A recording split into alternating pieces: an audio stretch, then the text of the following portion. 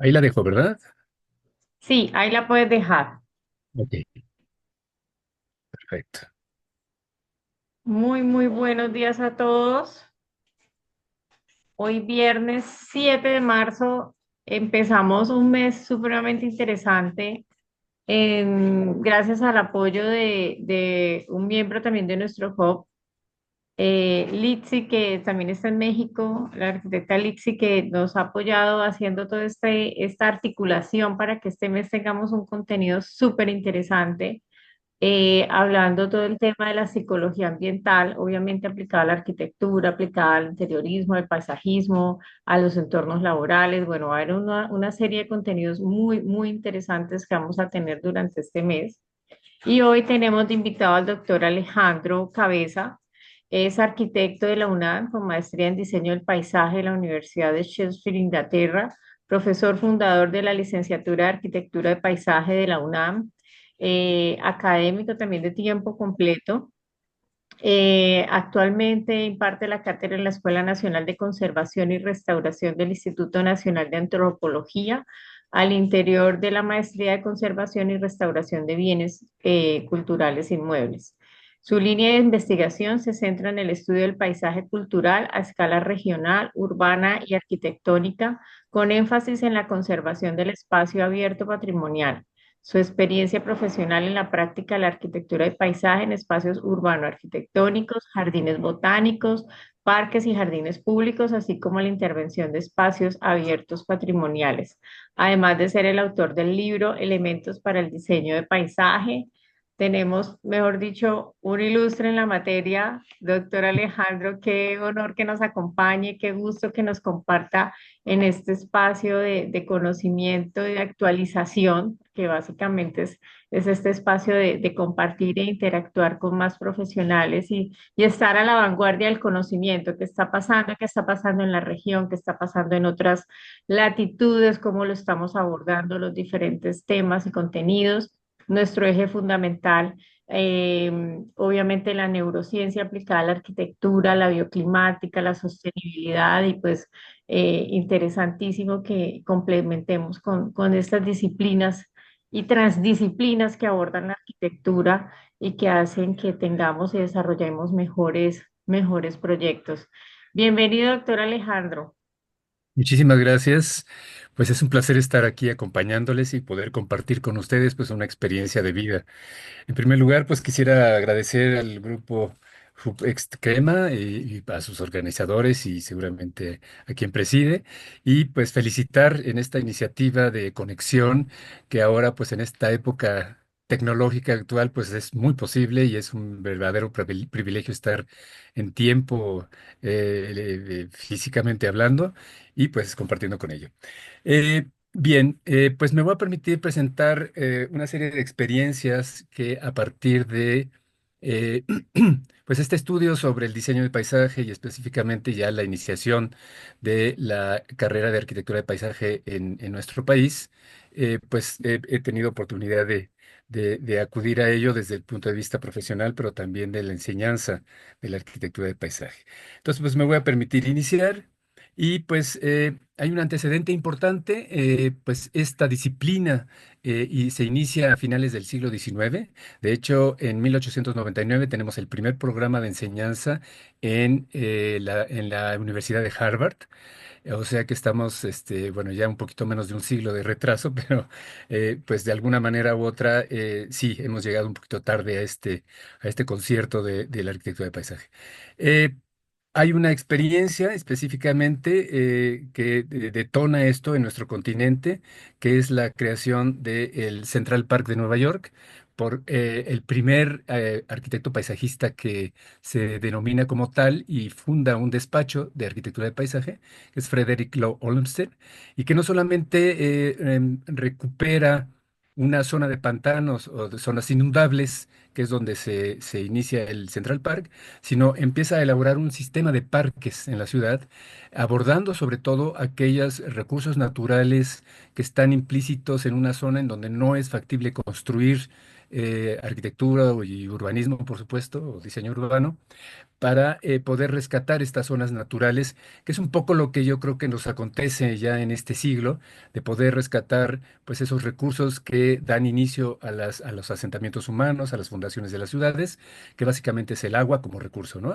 Aunque hay otros como los bosques y otro tipo de ecosistemas en los que debemos preservarlos al interior del diseño urbano.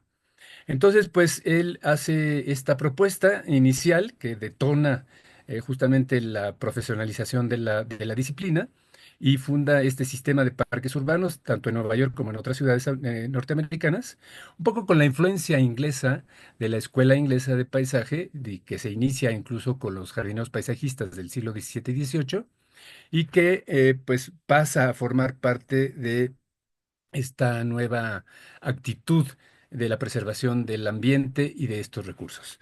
Y por supuesto, esto tiene que ver un poco con la cuestión identitaria de cada una de las ciudades o de los asentamientos.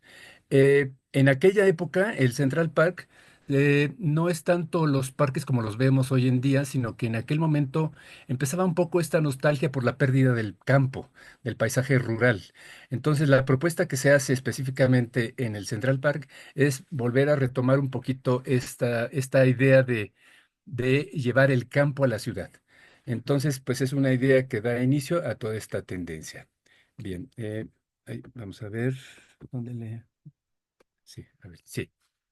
Bien, en el diseño de paisaje tenemos diferentes escalas de trabajo y pues se denominan pues prácticamente tres de ellas. La más amplia es la urbana regional, en donde ahí pues tenemos una serie de delimitaciones de poligonales de estudio a partir de criterios ambientales, que de hecho aquí es donde se empieza a ligar con la psicología. Digamos, en términos de especializaciones dentro de la psicología, la parte ambiental es una cosa que la caracteriza en esta especialidad de psicología ambiental.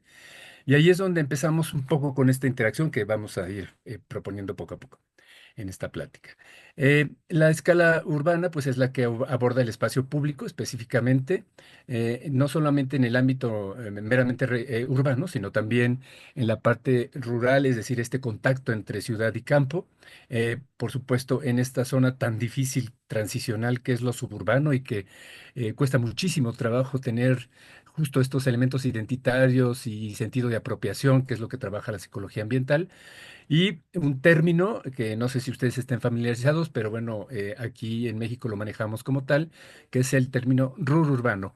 Es este encuentro entre el campo y la ciudad que tiene que ver también con el suburbio, pero en donde se conjugan una serie de elementos a manera, digamos, de esta interacción entre lo rural o lo natural y lo urbano en diferentes combinaciones, ¿no?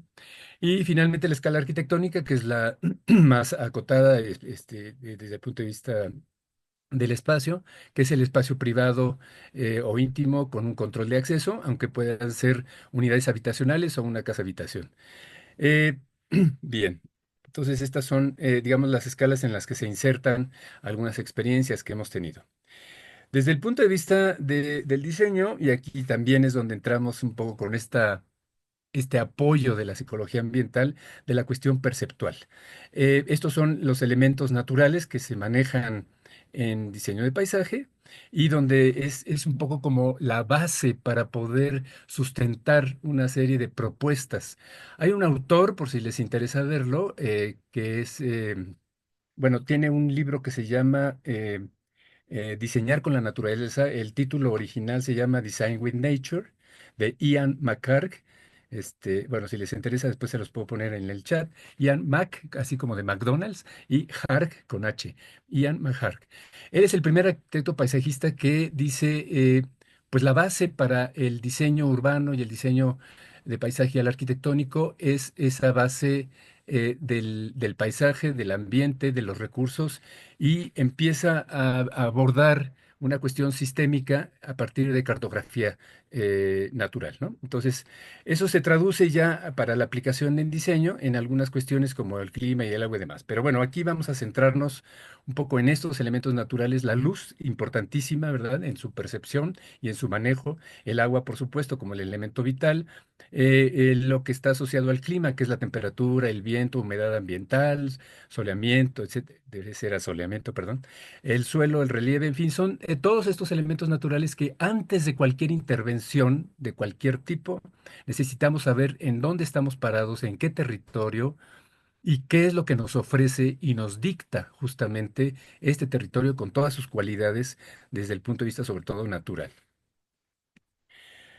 Para de ahí vernos cómo nos vamos a emplazar en cualquiera de las manifestaciones de urbano arquitectónicas o paisajísticas.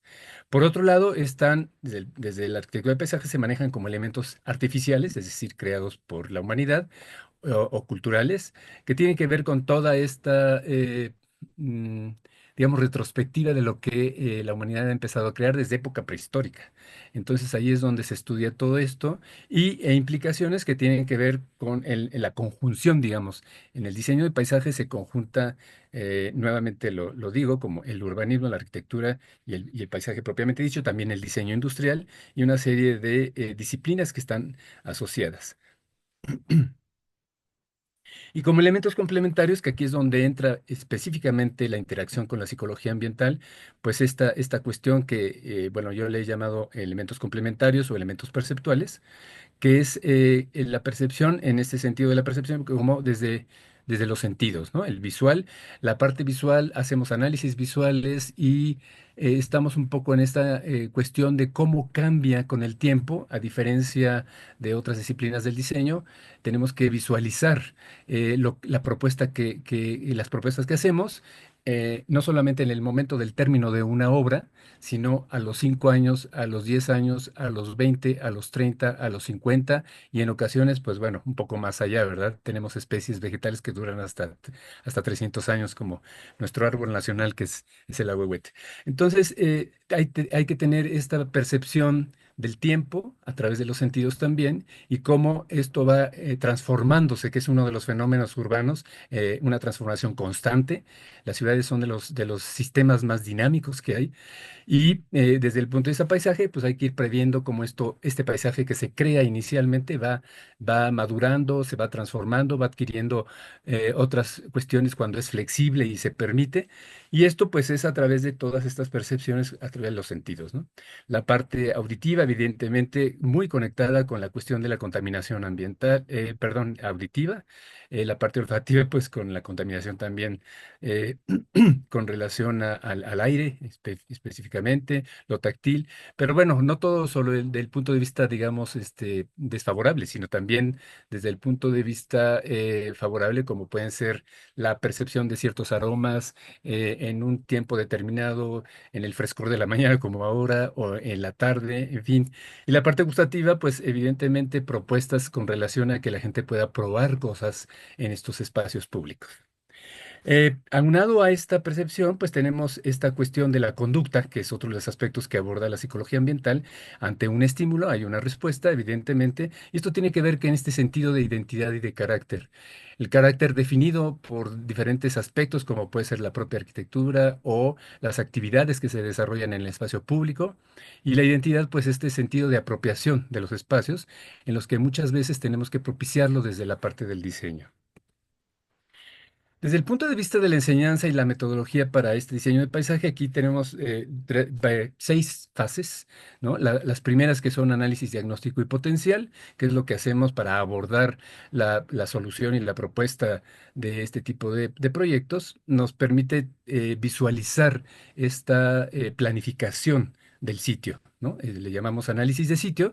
Normalmente en el campo de la arquitectura, pues se le denomina investigación, pero en realidad para nosotros se traduce como el análisis de sitio.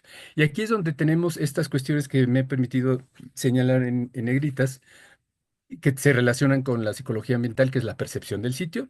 Hay una primera percepción cuando visitamos por primera vez el lugar que vamos a intervenir, pero esa percepción, conforme vamos avanzando en el conocimiento de la misma, pues va cambiando esa percepción estructural o espacial de los elementos, cómo se usa la gente, la reacción de la gente, en fin.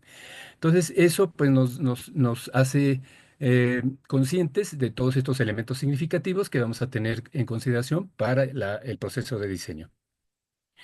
Cuando después de todo este análisis que puede ahorita lo vamos a ver un poquito más en detalle, pues tenemos que llegar a esa síntesis de lo que va a ser representativo y significativo para poder identificar con qué recursos contamos, desde la parte natural, cultural, urbanística, accesibilidad, etcétera, y qué problemas son los que nos vamos a abocar a solucionar. De ahí pasamos a la parte del potencial, en donde pues prácticamente es identificar el potencial, la vocación del lugar o el espíritu del lugar, y cómo esto nos va definiendo, y específicamente aquí voy a presentar unos ejemplos donde a partir de la participación de la psicología ambiental, pues podemos conformar un programa, el programa arquitectónico urbanístico, el programa arquitectónico urbanístico paisajístico, ¿no? Que es un poco ya para integrar estas disciplinas y de ahí pues generar nuestros objetivos de diseño. Hasta aquí, por lo general, no tenemos ideas preconcebidas, es decir, nos abocamos a masticar con toda calma y detalle el lugar y todo lo que ofrece en términos de recursos y problemas para poder entonces pasar a la siguiente fase, que es la parte conceptual, en donde ahora sí podemos empezar a tener ideas. Eh, Cuando yo estudié arquitectura, pues no era así en realidad, o sea, y nos llevaban a ver un sitio y ya nos estábamos imaginando qué podíamos poner y si pongo aquí el edificio y acá el otro, etcétera, ¿no? Cuando, pues, faltaba toda esta parte analítico-diagnóstica para definir justo el potencial de intervención. Entonces, en el concepto se trabajan dos tipos de concepto principales, que es el filosófico, que es un poco la actitud del diseñador ante la problemática, ante los requerimientos y expectativas sociales o ante lo que el ambiente natural nos dicta, en fin, o la parte cultural. Entonces, bueno, de ahí viene ese concepto filosófico que normalmente lo traducimos en un diagrama abstracto para poder después interpretarlo ya de forma, en una expresión formal, ya en un plano específico. Entonces ahí es donde se trabaja y es, digamos, la transición entre la planificación y la propuesta ya estructural o arquitectónica o paisajística. Y de ahí, pues ya, al igual que en la arquitectura, pues pasamos a un anteproyecto y después a un proyecto ejecutivo. La fase de análisis, que es la que he desglosado aquí un poquito con más detalle para visualizar justamente las aportaciones de la psicología ambiental, pues la tenemos en la cuestión del clima.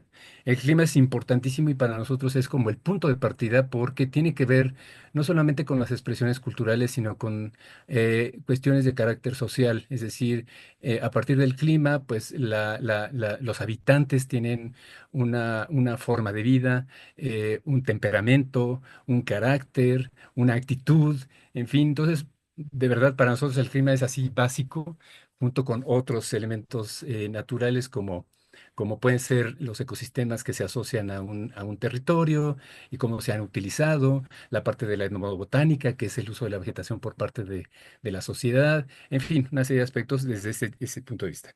Aquí vemos un poquito lo que yo comentaba anteriormente en este análisis cartográfico, dependiendo de la escala que estemos trabajando, donde vemos justo, ¿no? La topografía, suelo, vegetación, edafología, geología, hidrología, que es un poco esta historia natural del territorio y que en muchas ocasiones se, se, se olvida de alguna manera, sobre todo en ámbitos urbanos en donde esta historia natural ha sido cubierta, ha sido pavimentada, ha sido eh, eh, eh, pues llevada a un ámbito subterráneo, por decir así, y yo creo que en esta época debemos ya desenterrarla, es decir, esta historia natural, porque está asociada también en ocasiones pues a estos desastres naturales en donde, bueno, pues en unas tormentas, huracanes, etcétera y demás, pues esta historia natural nos hace recordar una serie de circunstancias y es donde vienen pues justamente estos desastres y bueno, el impacto que producen.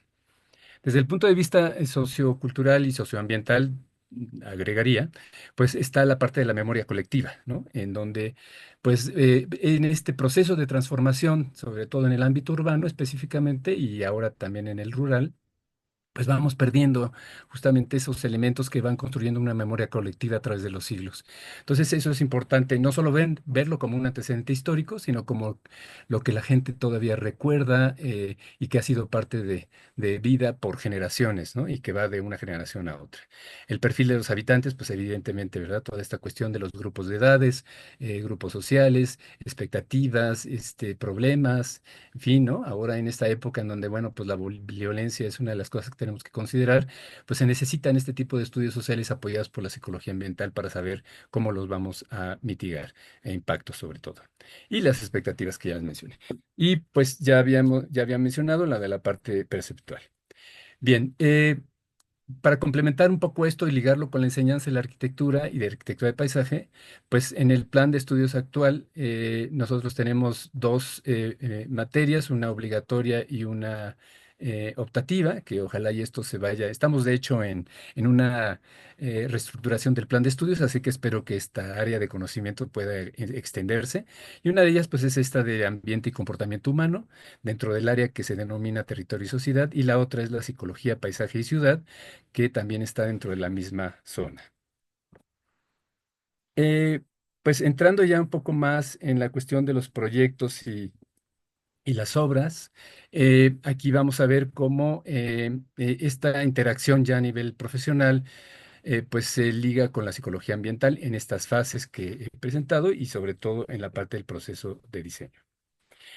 El primer ejemplo es este jardín botánico que se denomina el Punguato en la ciudad de Morelia y que hoy pues no se consolidó como un jardín botánico, sino es un área natural protegida.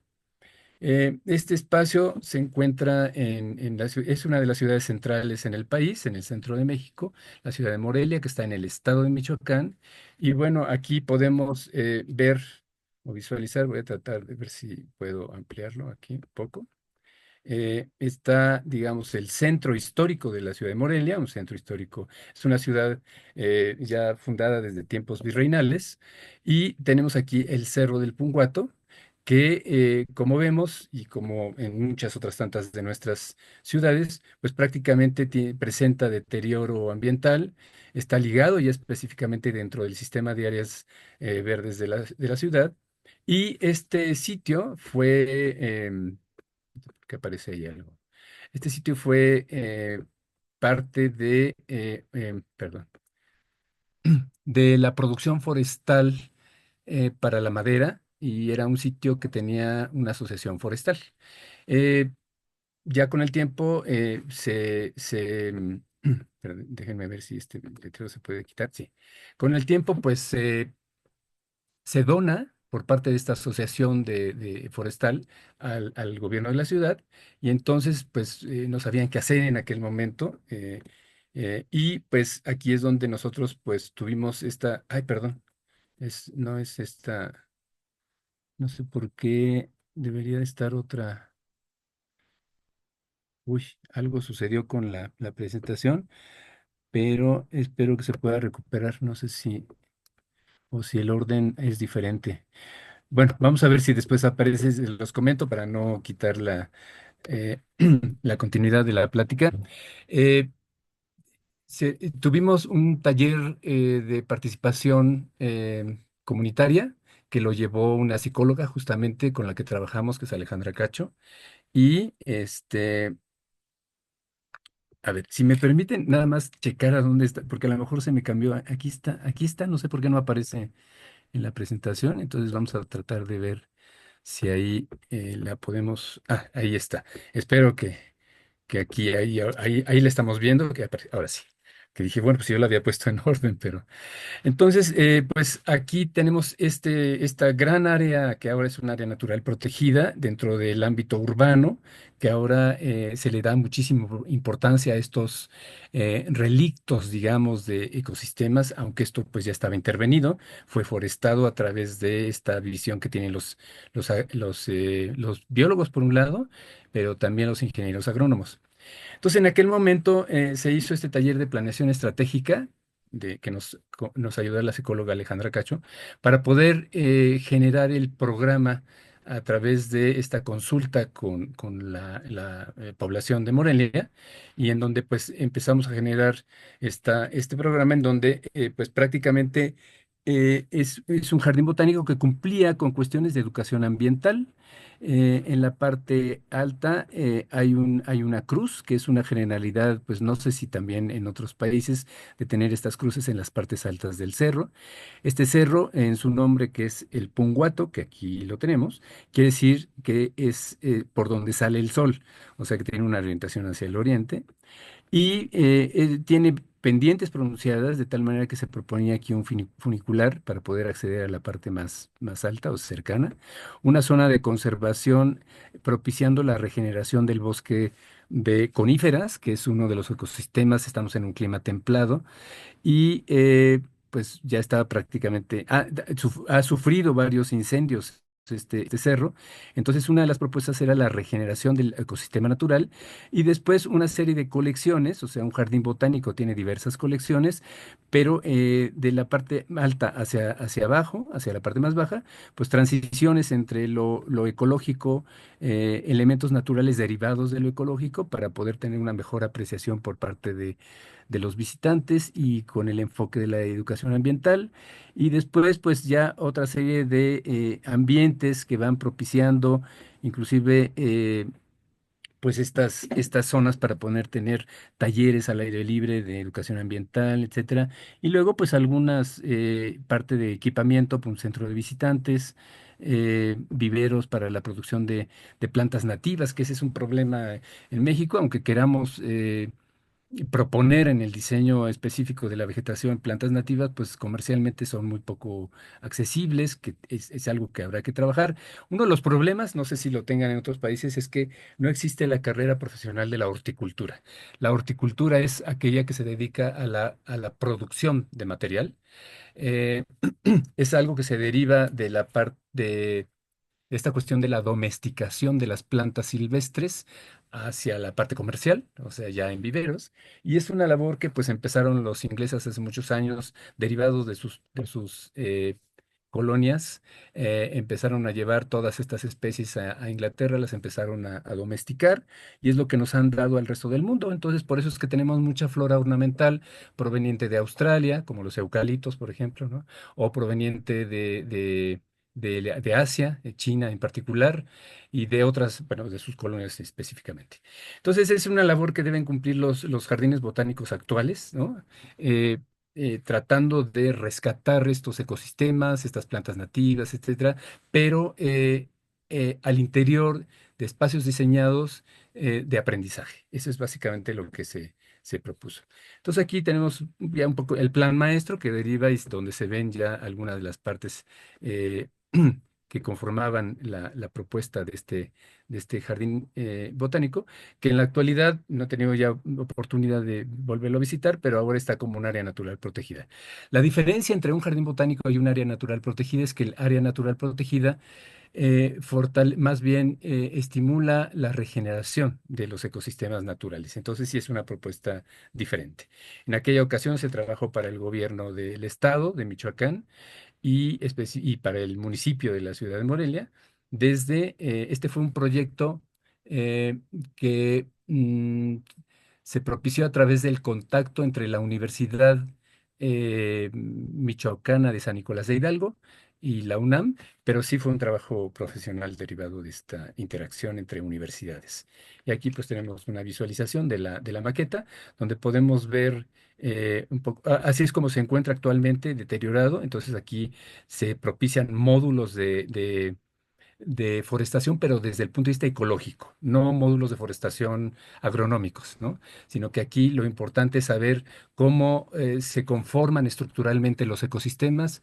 Hay cuestiones de diversidad, de densidad, de diferentes especies, asociaciones de especies naturales, o sea, son criterios ecológicos y de ahí, pues, hay una tesis, por si les interesara a algunos de ustedes, de una doctora, Rocío López de Juan Bels, que habla del diseño ecológico y plantea cómo recuperar estos ecosistemas naturales en ciertos ámbitos, como el caso de este Cerro del Punguato.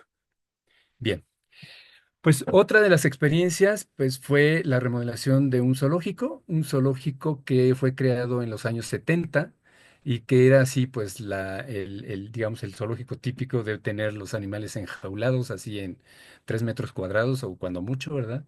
Y entonces pues hubo esta propuesta por parte del gobierno de la ciudad, específicamente, bueno, San Juan de Aragón ya está en el Estado de México y hubo la propuesta de un arquitecto muy reconocido, ya en paz descanse, que es González Gortázar, Fernando González Gortázar, pero esa propuesta inicial realmente, bueno, aquí tenemos la localización, perdón, voy a ver si la puedo también, aquí si alcanzan ustedes a ver, este es el centro de la Ciudad de México, este es el aeropuerto actual, y estamos aquí con el zoológico de San Juan de Aragón, bueno, es este pequeño, perdón, este es el bosque de Aragón. Y es una zona muy difícil de trabajar porque es donde estaba el lago de Texcoco, que era uno de los 5 lagos de la Cuenca de México en tiempos prehispánicos, en donde pues era un lago de agua salada. Entonces hay agua salobre y entonces esto es un área donde siempre tiene problemas de pues justo con estas aguas saladas que se concentran en las construcciones, es un problema, el salitre, perdón, no me acuerdo del término. Entonces hay problemas de salitre en todas las construcciones.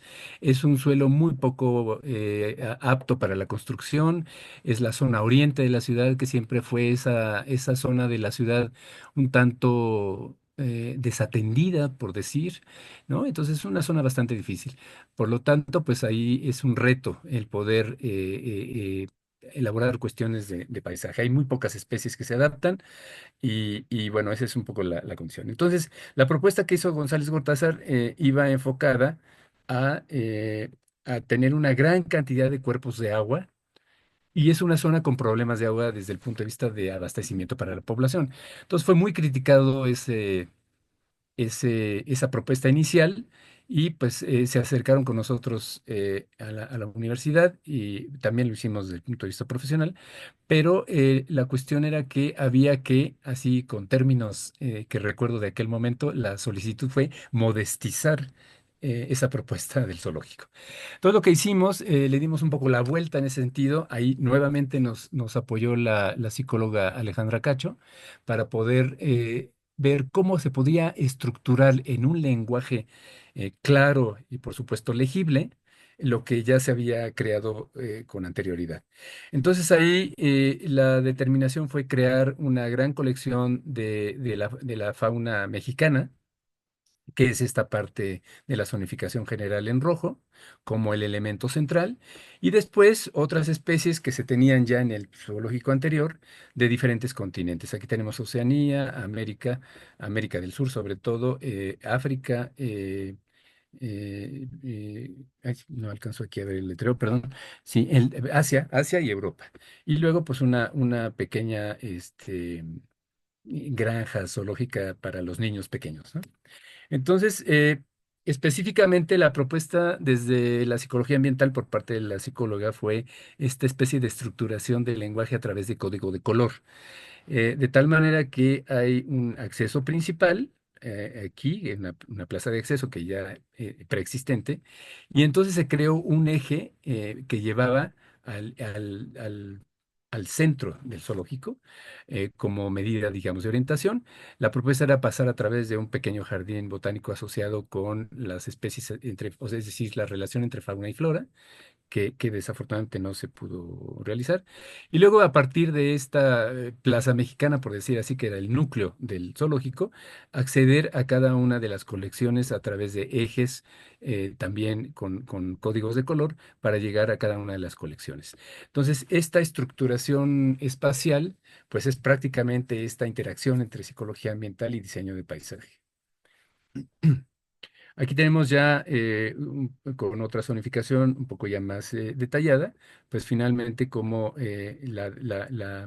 todos los albergues que se fueron estructurando, pero ya albergues abiertos en donde ya los animales no estaban encerrados en jaulas, ¿verdad?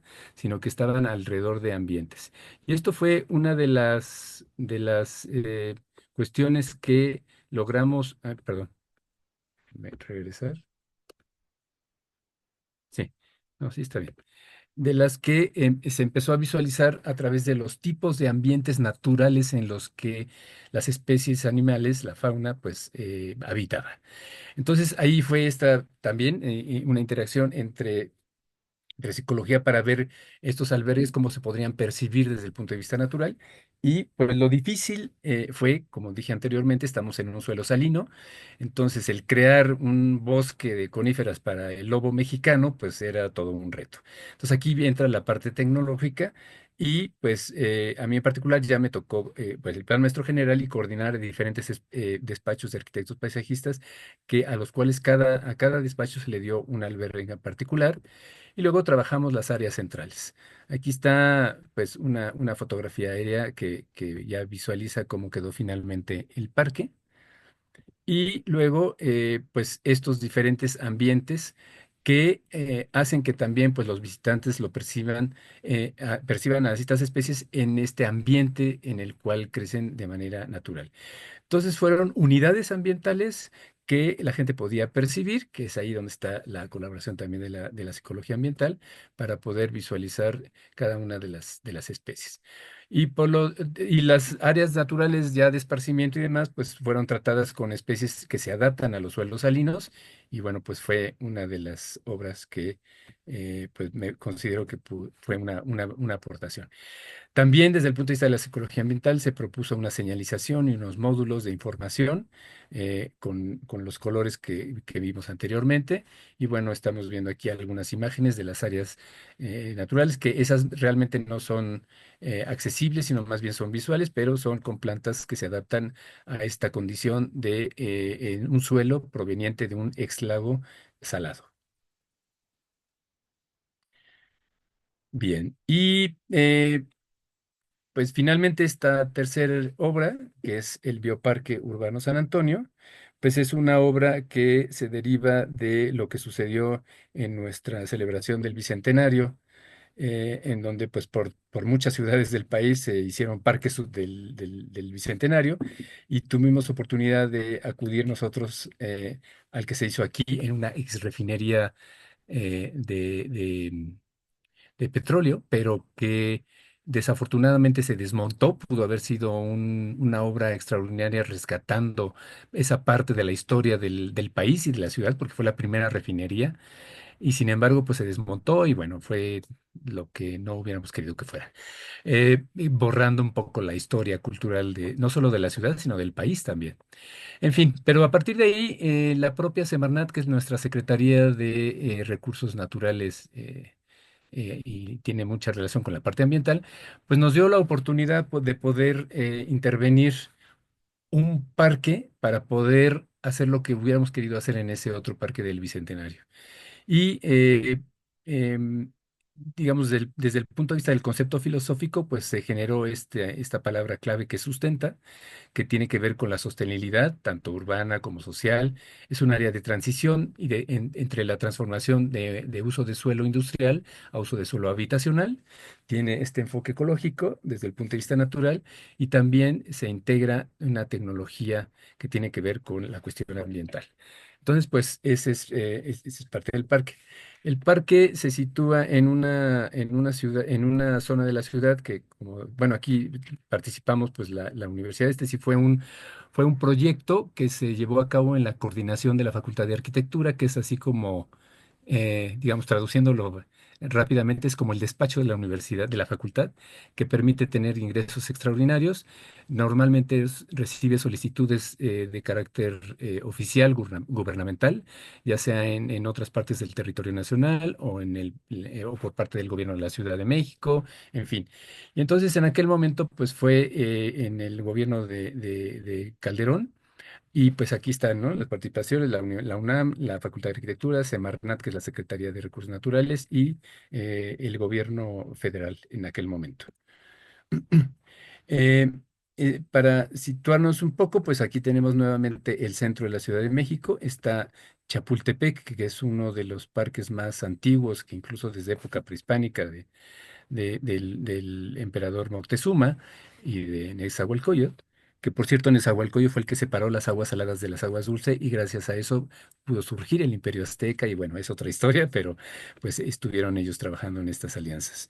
Y entonces aquí tenemos el parque que apenas se ve, pero ahorita vamos a tener otra localización ya un poco más puntual. Y entonces se suma un poco al rescate de estas zonas que son a veces como lunares apenas verdes dentro de esta gran mar urbano, por decir así. Entonces aquí tenemos ese plano de localización. Desde el punto de accesibilidad, pues está muy bien conectado por todos lados. Incluso por aquí pasa un periférico que da vuelta a la ciudad, en fin, y tenemos accesibilidad por parte del metro, de este transporte metropolitano, y bueno, una cantidad, vaya, está muy bien conectado. Pero aquí sí estamos viendo una imagen en donde este terreno, que es de propiedad federal, pues aquí en esta imagen lo vemos ya con vegetación y demás, pero este terreno fue, aquí hubo extracción de arena, o sea, fue un banco de material en el pasado. En otro momento se estableció una cementera y finalmente otra de sus etapas de vida fue tiradero urbano. Entonces era un espacio olvidado, o sea, uno de estos terrain bag, o sea, de estos no lugares, por decir así, no sabían qué hacer con él. Y bueno, afortunadamente, pues por parte de la Secretaría nos dijeron, bueno, aquí hay una oportunidad. Ya habían tenido diferentes propuestas, tanto para ser corporativos de una universidad, que es otra, que es la Universidad Metropolitana, pero finalmente sí se pudo, digamos, rescatar. Es un terreno que tiene 7 hectáreas y pues tratamos de abordar la parte, perdón, de el diseño ecológico y ahorita les voy a explicar. En ese esquema que les acabo de mostrar, en esa fotografía aérea, eh, como parte de la modificación del suelo, o sea, uno de los suelos más difíciles es el suelo urbano, porque tiene diversas capas y entre ellas, pues, rellenos, y una serie de diferentes materiales en donde, pues, prácticamente se ha perdido el suelo natural. Entonces aquí hubo la oportunidad de identificar, bueno, así es como estaba, ¿verdad? O sea, un lugar que prácticamente la gente lo percibe como un lugar abandonado, descuidado, deteriorado, y sí, efectivamente está deteriorado ambientalmente, ¿verdad? A partir de todas estas actividades que se fueron dando en el sitio. Eh, Se hizo un estudio social también por parte de psicólogos ambientales y entonces era un parque, digamos, puntual en el sentido de que sí hay otros parques recreativos, entonces le dio el enfoque de la educación ambiental y los psicólogos nos ayudaron a través de este estudio y de entrevistas y de una muestra representativa de la población contextual, específicamente con las madres, que era un grupo muy representativo, en donde se decidió ya en este programa dedicar un espacio central, que es esta biblioteca, para las madres y los niños pequeños, para que ellos fueran a hacer aquí sus tareas escolares por las tardes. Ese fue uno de los usos iniciales. Eh, Hay un concepto que se llama vegetación espontánea, este bosque de acacias, o sea, unas especies de árboles que fue espontáneamente se establecieron, y otro bosque de tepozanes, que es otra especie de árboles también que acudió ahí de manera espontánea, y es un poco lo que sucede en esta regeneración natural cuando un espacio urbano se desocupa. Entonces aquí empieza la colonización por parte de la propia vegetación y entonces respetamos esa estructura ya predeterminada para adaptar ya el programa arquitectónico a los usos que iba a tener el sitio. Específicamente aquí donde ustedes ven que hay juegos infantiles, pues es donde estaba el tiradero de residuos de construcción, domésticos, tanques de gas, no, bueno, fue una verdadera. Y eso habla un poco de la dificultad que se tuvo para poder estabilizar mecánicamente el suelo. Hubo que hacer muchísimas muestras de mecánica de suelos, por esta inestabilidad. Otra de las condicionantes que nos puso Semarnat, que es la Secretaría, no querían construcciones, ¿no? Prácticamente. Este anteriormente era el sitio donde estaba la cementera, que fue el último uso industrial que tuvo este terreno.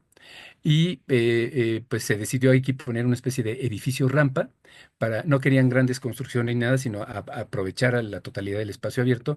Y como con este antecedente de un uso industrial, se utilizaron contenedores. Entonces, aquí estamos viendo justo la dificultad de estabilizar este tipo de suelo. Se utilizaron gaviones para poder estabilizar eso. Y bueno, hoy en día, pues esta es la imagen que tenemos del parque, ¿no? Eh, este es el edificio rampa, que es la accesibilidad universal que tenemos en el parque. Aquí tenemos la biblioteca justo para los niños y las madres, derivado de ese estudio social que se hizo en la zona. Y está a manera de contenedores también, o sea, el contenedor industrial, el contenedor de conocimientos, y ese es lo que se hizo para la biblioteca, que este fue en el momento de casi de la inauguración. Y pues finalmente esto es lo que se pudo lograr. Se utilizaron ecotecnias como en los estacionamientos, pues las paneles fotovoltaicos, y también se hicieron cubiertas naturadas en los edificios, un foro cultural aquí y con contenedores también, donde pues la gente que viene a dar ciertas funciones y demás, pues ahí puede cambiarse los vestidores, etcétera, y unas especie como, pues no son gradas, ¿verdad? Pero sí para que la gente pueda sentarse. Curiosamente, esta población aquí es ya parte de la transformación de este suelo de industrial a habitacional. Han hecho muchas propuestas de fraccionamientos, como les llamamos aquí, o de condominios, pero curiosamente en el estudio salió de que estas personas que habitan aquí no querían que hubiera acceso al parque directo, porque ellos decían que la gente del parque se iba a meter a su unidad habitacional, cuando yo creo que hubiera sido muy sencillo tener un control de la unidad habitacional hacia el parque, para que la gente del parque no se pudiera meter a la zona, pero que sí hubiera un acceso directo de la unidad habitacional hacia el parque. Entonces aquí pues tenemos en esta zona unos talleres educativos ambientales por parte de la Secretaría y bueno, pues como con pocos recursos como siempre, ¿verdad? Pues tratar de ir teniendo este tipo de facilidades para que la gente pudiera pues disfrutar justamente este parque. Lo que no se logró, y lo he de decir, o sea, se conservaron la vegetación espontánea que ya había, pero no se pudo, es muy difícil culturalmente tratar de tener un aprovechamiento ecológico porque la gente está todavía muy acostumbrada a esta cuestión de percepción de plantas cultivadas, de superficies de césped, etcétera, ¿no? Aquí presento estas dos imágenes porque aquí había una de las fábricas existentes todavía, que no recuerdo exactamente de qué tipo de industria, pero hoy en día tenemos este edificio que da su fachada principal al parque y es un poco la influencia que ha tenido la construcción de este parque en la transformación del suelo habitacional y bueno, pues con otro tipo de calidad. Y también aprovechamos esta cuestión del concepto del reciclaje con pavimento de concreto hidráulico que se estaba quitando de nuestra universidad y nos lo trajimos aquí en lugar de que se fuera a tirar a otro lugar, ¿no? Y finalmente, pues esta es la visual general y un poco pues la lista de todos los participantes de diferentes profesiones, biólogos, arquitectos, por supuesto, urbanistas, diseñadores industriales, asesores, ingenieros, etcétera, para poder elaborar esta propuesta. Bien, pues eso sería todo por mi parte. Y bueno, pues si tenemos un poquito de tiempo y hubiese algunos comentarios o preguntas, pues aquí estamos a sus órdenes. Doctor Alejandro, muchas gracias por compartirnos estos casos de aprendizaje y prácticos que se han aplicado en el tema del diseño de paisaje a proyectos urbanos y entornos urbanos importantes. Bueno, chicos, tenemos micrófonos abiertos para que podamos, si tenemos alguna pregunta, alguna duda que queramos hacer. Yo le quiero preguntar algo, doctor Alejandro. No sé, ¿hay alguien que tenga el micrófono alzado, la mano alzada? Buenos días, hola, Hola, Hola. hola, ¿cómo hola. están? Bueno, para mí es un gusto haber estado presente en en esta conferencia. Eh, Realmente felicito al arquitecto Alejandro Cabezas por qué la bueno. presentación. Yo soy de Bolivia, de la Facultad de Arquitectura de la Universidad San Francisco Javier. Y bueno, en mi caso, justamente dicto la asignatura de paisajismo en la carrera de diseño de interiores y mi interés es saber si tienen cursos con la universidad sobre paisajismo a nivel, o sea, virtuales o también algún posgrado en relación al paisajismo, el que no sé si pudiera Sí, darme cómo por no. favor información que me interesaría bastante. Sí, por supuesto. Sí, justo se está iniciando un diplomado, le llaman diplomado, lo estoy buscando aquí, es un diplomado de jardines sustentables, que está Ujú, dirigido y es en línea, y está dirigido a arquitectos principalmente, pero también a otras profesiones, a incluso biólogos o ingenieros, ujú, etcétera. Y entonces, pues lo que podría yo hacer es mandarle a Lizzy justo la iniciativa, pero ujú, es un diplomado que se va a iniciar próximamente. Creo que ahorita están apenas, acabas de salir hace poco la convocatoria. Bueno, se los busco después para no distraer. Y me parece que empieza el semestre siguiente, pero no estoy seguro de las fechas, pero creo que está justo por iniciar próximamente. Y es una de las propuestas que hay. Desafortunadamente no hemos podido hacer una maestría como tal, o sea, tenemos el posgrado en arquitectura, bueno, yo soy ahí profesor del posgrado, y tenemos una maestría que tiene 5 campos de conocimiento. Uno de los campos de conocimiento es diseño arquitectónico y dentro de diseño arquitectónico, pues yo llevo la línea de paisaje justo o de la parte ambiental ligada a sus temas de investigación. Y ahí es donde también pues hay varios seminarios y taller de investigación para la propuesta de una tesis de maestría, de abordar un tema de investigación que puede inclusive tener aportaciones de los otros campos. Los otros campos son los campos de restauración de patrimonio arquitectónico, tecnologías, ujú. arquitectura sustentable y arquitectura, ciudad y territorio, que son los otros 4 campos. Entonces, bueno, pues ahí está eso. Sí, hay un planteamiento para crear una maestría, pero todavía no es aprobado. Y posiblemente en el futuro tengamos también una especialidad. Hay un programa único de especialidades en la UNAM, entonces específicamente la Facultad de Arquitectura, y bueno, pues vamos a tratar de propiciar el armado. Pero ahorita lo más inmediato es el diplomado que es un diplomado que dura un semestre y Ujú. es a distancia, creo que lo dan principalmente viernes y sábados, y es una propuesta pues alcanzable ya en este momento. Gracias. Y una consulta más, ¿esta maestría que la que indica es virtual o es presencial? No, esta ¿O sí es es híbrida? presencial. Sí, desafortunadamente las maestrías todavía son presenciales, pero pues este diplomado sí. Y Ah, ya. hemos estado en Bolivia dando ahí unos cursos, pero ya tiene rato con Ah, no, no, no sabía, no, no había escuchado. ¿En La Santa Paz. Cruz? Me imagino La Paz. Sí. En La Paz, en La Paz. Pero Ah, estoy ya. hablando de hace 20 años, casi, casi. Ah, bueno, gracias, arquitecto. Ok. Muchas gracias. Ujú. Tiene su micrófono cerrado, Lorena. Pasa, sigue pasando. Doctor Alejandro, yo tengo una pregunta y es lo siguiente. Normalmente uno de los temas, digamos que la psicología ambiental, pues digamos se basa en unos estudios y digamos la neurociencia ya o la neuroarquitectura de pronto ya se basa en un tema de comprobación científica y detallada de los resultados y del impacto que realmente genera una intervención en el cerebro humano. ¿Qué metodologías o herramientas utilizan desde la parte de la psicología ambiental para evaluar esa efectividad de ese diseño de paisaje y cómo está mejorando o si mejoró por ejemplo, el bienestar o la percepción del entorno en las personas? ¿Hacen ese tipo de mediciones para mirar esos impactos?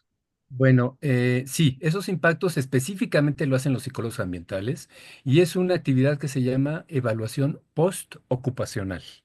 Es decir, una vez que ya se hizo la obra y que tiene cierto tiempo de estar prestando un servicio específico, los psicólogos vienen y hacen esta evaluación postocupacional para ver cómo está funcionando y qué tipo de efectos se está causando en la población, qué tipo de conductas, si está cumpliendo realmente con esos objetivos del diseño. pero sí es una actividad que específicamente sí hacen los psicólogos ambientales. Nosotros tenemos pues prácticamente tres psicólogos ambientales, dos de ellos están, no, creo que uno de ellos está específicamente en la licenciatura y dos de ellos están en el programa de posgrado. Y nos hemos podido ligar específicamente para este tipo de estudios postocupacionales y se han generado tesis específicas. Por ejemplo, hay una de una paisajista que acaba de hacer un doctorado en espacios y jardines terapéuticos para el Alzheimer en hospitales, bueno, pues ojalá y pudieran a lo mejor invitarla también en algún momento, porque ella se ha metido muchísimo más y de hecho su tutora principal fue una psicóloga ambiental, pero su doctorado fue en arquitectura. Entonces estamos con este tipo de interacciones de estas disciplinas y creo que ahí podrían tener un poco más de información con respecto a esto, pero la experiencia que yo he tenido es en estas evaluaciones post-ocupacionales.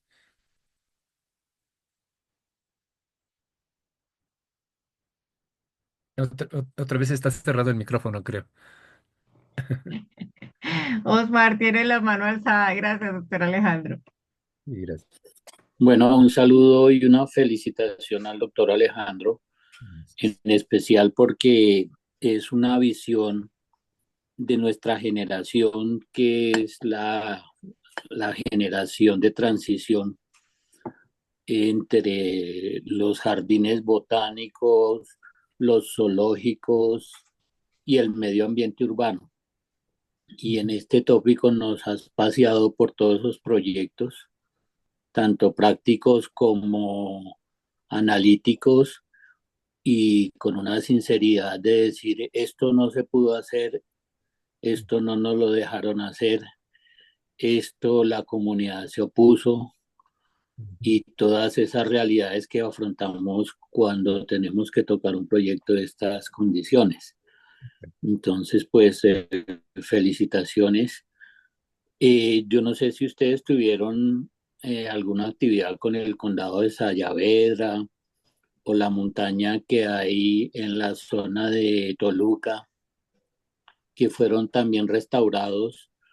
Creo que fue Marcos Mejía y otros profesores de la Universidad de Toluca que hicieron una intervención similar a la que tú hiciste, Ujú, ujú. y un poco los fenómenos, si tú has visitado Colombia, que podrías recomendar como grupos de investigación entre el posgrado, la universidad tuya y algún, y bueno, esquema o Sí, academia sí, o alguno de los grupos nuestros de investigación. sí.